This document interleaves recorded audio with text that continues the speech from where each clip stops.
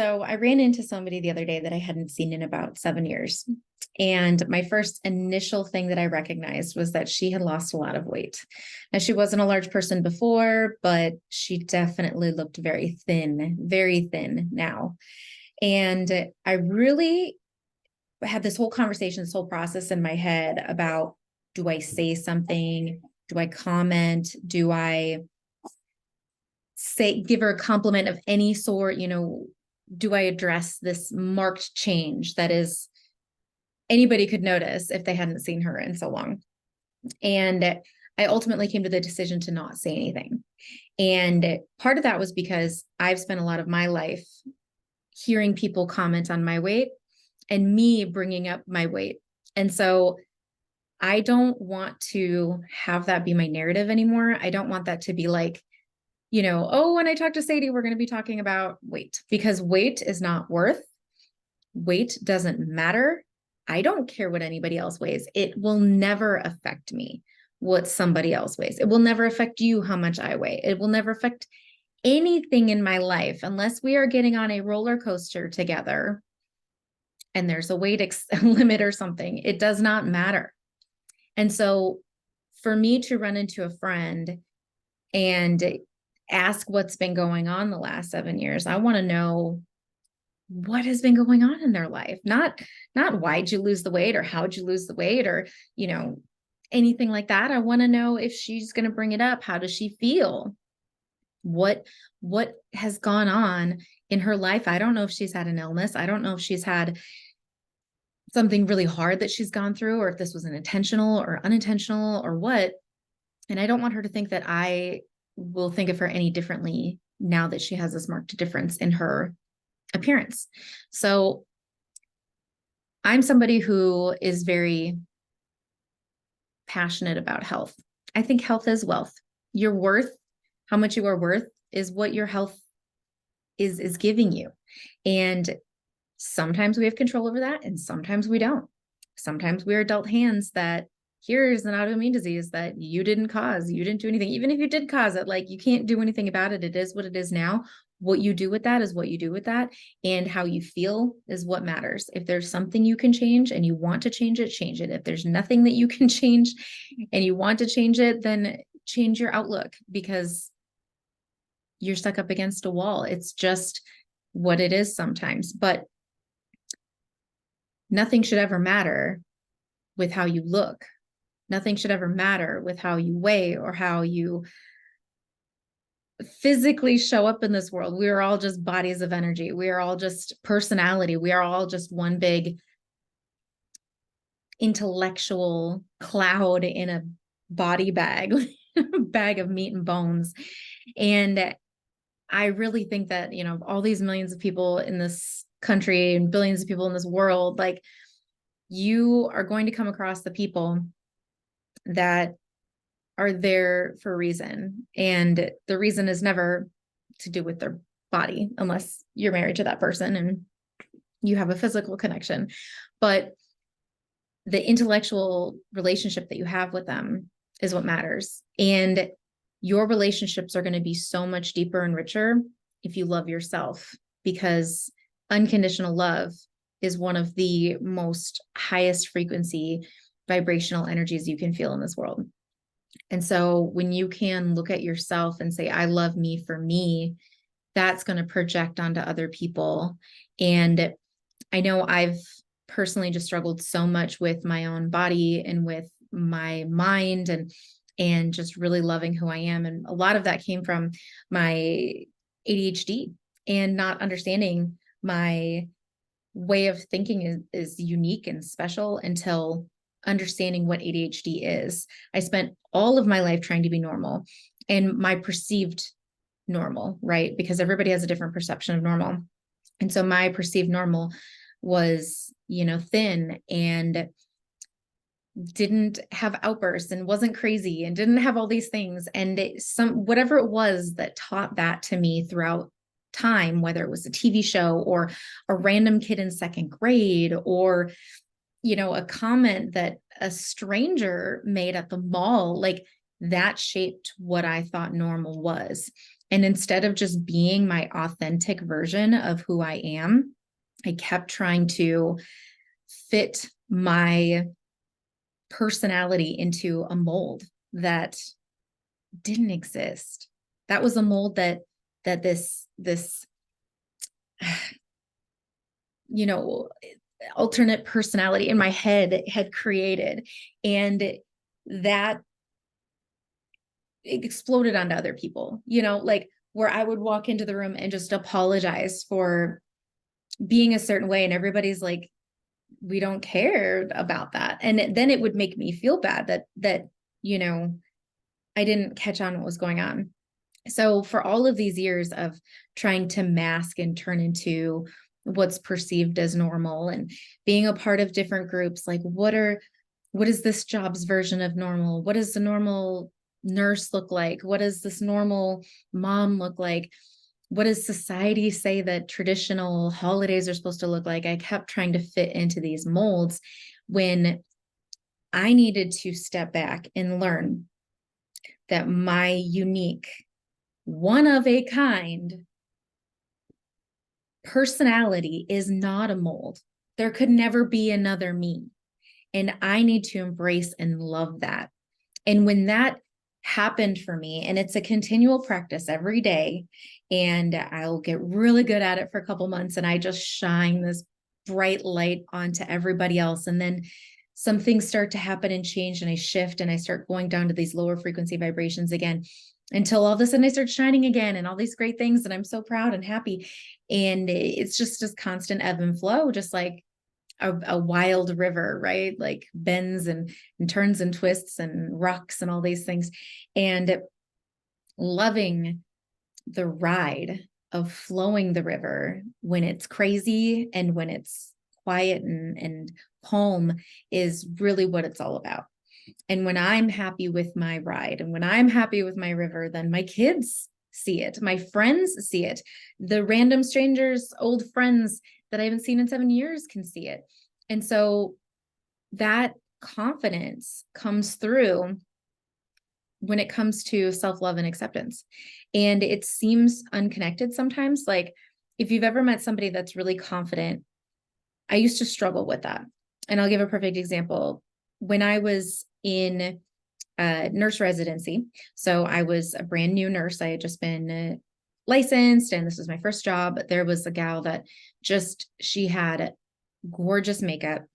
She was really, really talented when it came to this makeup. And she had very, very strong features. She was tall. She had a great body. Like she exuded this level of confidence where I never heard her question herself. I never heard her downplay herself. She would take compliments and it almost made me feel like, oh, is she kind of stuck up? And that was my like self-loathing projecting onto her. It's like you can't just be happy and love where you're at. It must mean that you are stuck up. It must mean that she thinks she's better than me. And I can guarantee she didn't even think about me. I wasn't even on her mind. Like, if anything, I probably made her look at me sideways because of my struggle, because it had nothing to do with her. And I can recognize now that projection of other people when it comes to me.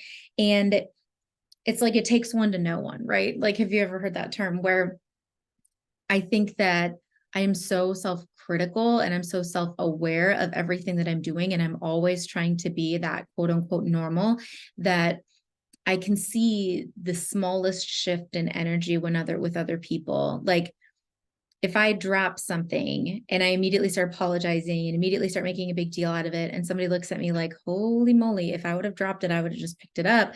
I can see their body language. I can feel their temperature change. I can feel the room, just shift, because they're now looking at me like, why is her insecurity spilling out? That's unnecessary. And then I end up feeling worse about it, because now not only was I assuming that they were judging me for dropping something, now I'm dealing with that plus this perceived, like, they think I'm crazy for doing all this stuff. And so all I was doing was just layering more and more pressure on myself, when really I didn't even need to give them any of that energy. I've spent years letting people live rent free in my head. And the easiest thing, like the most common thing I think a lot of my family and friends would tell me is, don't take things so personally. Why do you let other people's opinions matter? Like, why do you care so much about what other people think? And I never could answer why. It always just turned around and made me feel like I need to just stop. Like you can just turn that off. Like it's a light switch. Oh, let me just not care what other people think.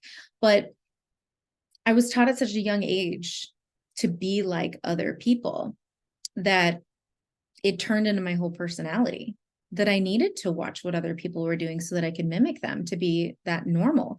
And if I let out my authentic, we'll call it crazy, if like I let out my authentic reaction to things or expression of things, then I would not be perceived well. I would not be accepted. I would not be celebrated. I would not be recognized. I would be very much a lower frequency of emotions for other people.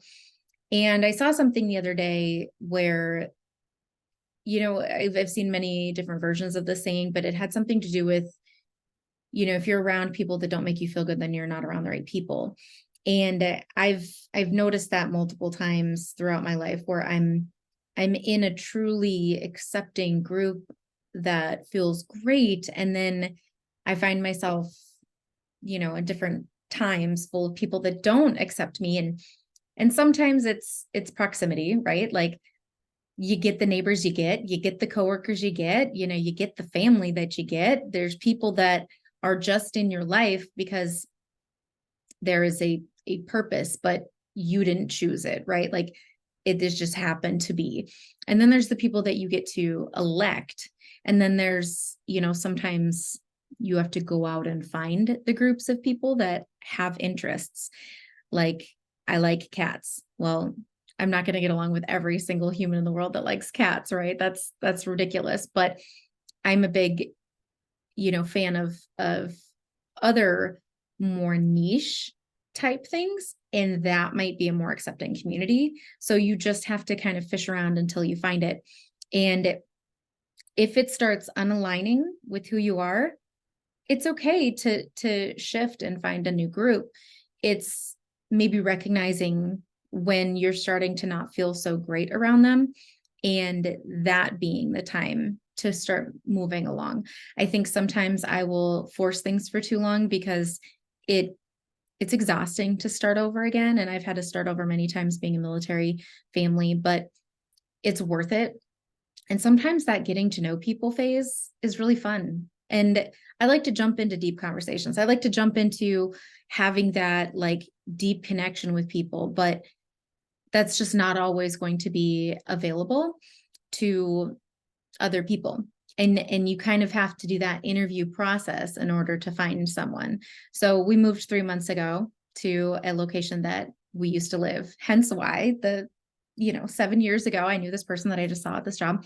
And as I'm getting to know a lot of these people, there are massive changes in our lives, where we just don't align the way that we did 7 years ago, or we align better now than we did before, or there's just new things that we're seeing about each other. Like, oh, this person's a mom now. That's interesting. I've never seen them as a mom. Or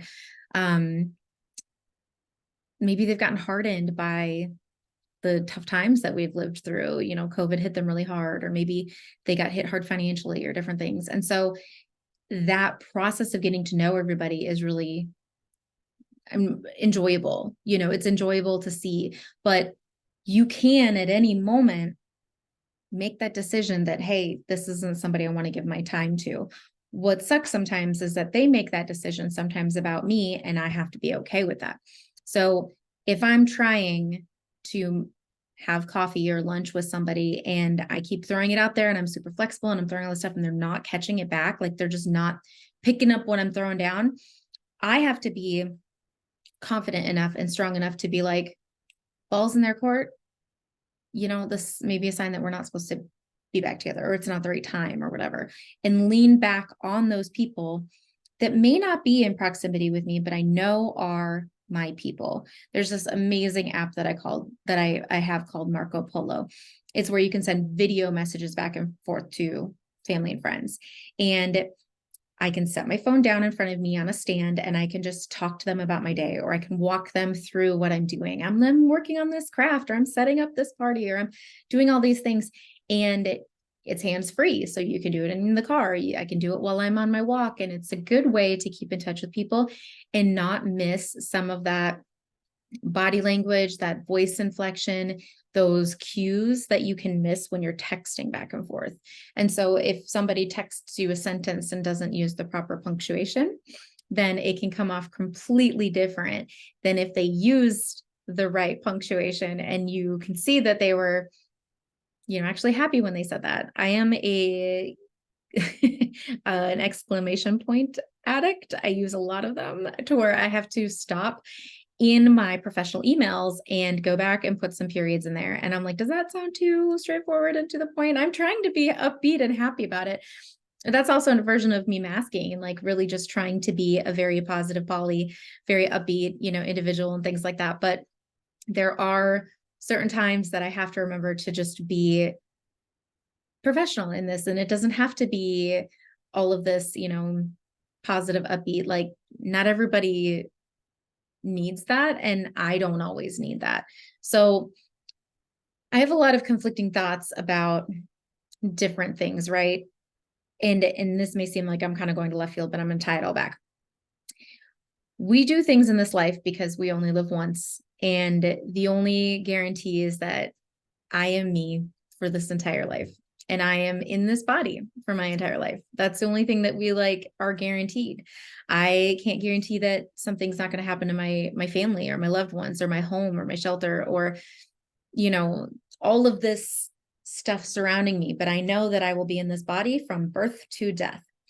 So it makes complete sense to take care of my body and to focus on me and my happiness and my love and my joy and the high frequencies and whatever feels good to me is what I should be doing. But if what feels good to me negatively affects my loved ones and my loved ones bring me joy, what do I sacrifice? Do I sacrifice the thing that brings me the joy or sacrifice the people that bring me joy's happiness? And one of these examples is one of my family members smoked for his whole life and he loved smoking and he didn't want to quit. And it ultimately took his life. And everybody around him just begged him to quit. And everybody around him disliked and really hated the smoking because we knew that it was causing him physical pain, even though it was bringing him emotional joy. And so it was hard for him. Like he couldn't complain in front of everybody because we'd all be like, just quit smoking, just quit smoking. Like it's costing you money. It's costing you your health. It's doing all these things, but he didn't want to. So he listened to his inner joy, even though it was affecting other people in maybe not so great way. And so where's that? Where can you explain that? Like, is he going to be miserable by quitting and everybody else be happy? Because that's going to bring him happiness because his family members are happy, but he's missing something inside.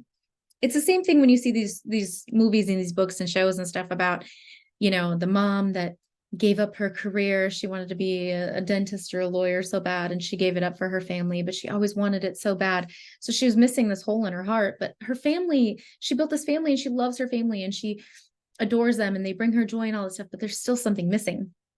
And so all of that to say, there are times that you have to compromise and you can have both sometimes, but not in every single situation. You really have to evaluate each thing on its own. And if you lead with kindness, kindness to yourself, kindness to your body, kindness to your loved ones, your families, your close proximity people, the people that you actually like and get to hang out with, or whether they're close in proximity to you or not, and then the people that you don't maybe so much like that you just kind of have to be around because the situation says it to be. So leading with kindness, I think, is truly the answer. I think that really is just the bottom line. And you can't be kind without being authentic. And I recently saw that authenticity is one of the highest vibrational energies that humans can exude. And it has been difficult to be authentic when I have been trying to fit into everybody else's thoughts about what is normal and what is accepted and what is supposed to be, because it doesn't feel authentic to me to show up as somebody else. It feels authentic for me to do the things that Sadie wants to do, even though sometimes it looks crazy. It looks different. It looks unique. And so it's not as black and white as a square peg in a round hole or vice versa. It's my peg is a very funny shape. It's like no other. There's no other shape like mine. And that is special. And that is worth loving. And I don't need other people to love my shape or love all the round curves and Sharpie points and crazy, patterns. They can love part of it, or they don't need to be around me. Like, I don't need to give them that time and energy and that space. They don't need to live rent free in my head. And if this at all, at any point in this video or podcast, sounds like it came easy, like it was just an overnight thing, I promise you it's not. I promise this is a several year long understanding, and it is a daily practice. And so by sharing my personal story with you and getting really deep and personal and vulnerable, it helps me. And you may never want to share such intimate details about your life in public, and that's totally fine. If that feels authentic to you, then don't. Nobody's forcing you. Nobody's holding a gun to your head. But if you got anything from listening to my story, then I will chalk this as a win, because I know me just getting it off my chest right now helps me. I know that just by me saying this out loud and connecting these dots, like, I don't edit these, I just talk. By me doing this, it's putting things together for me in a way that sparks joy. And it reminds me to be kind to myself. It reminds me to be kind to others. And if you're listening to this, I'm also recording myself on Zoom, and I'm watching myself as I do this. And I'm reminding myself that I know I'm a beautiful person. And whether you think outside or you think inside, like, it doesn't matter. I think I'm beautiful, and I think you're beautiful. And I appreciate every single person that watches or listens to my voice and my stories, because we are here to support one another. And whatever way you are supporting me or I'm supporting you is still for the greater good. So I hope that you have a great rest of your day. Remember to be kind to yourself and love yourself. And if there's anything that I can do to cheer you on, don't hesitate to send me that message and tell me, because I will be your biggest support person. Have a great day.